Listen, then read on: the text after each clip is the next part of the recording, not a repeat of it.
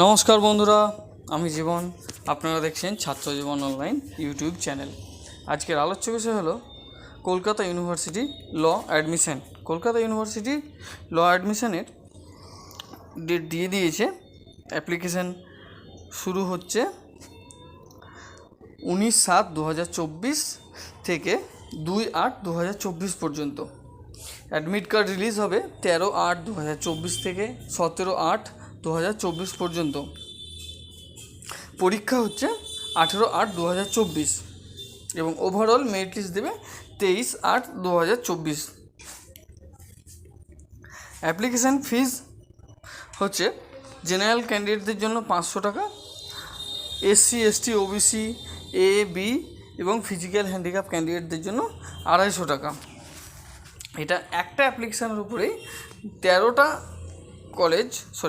নয় 14টা college choice করা যাবে। প্রত্যেকটা প্রেফারেন্স নাম্বার দিয়ে চয়েস করতে হবে, নাম্বার 1 নাম্বার 2 করে 13টা কলেজ চয়েস করতে হবে। 14টা, আমি বারবার 13টাই বলে দিচ্ছি। ধন্যবাদ।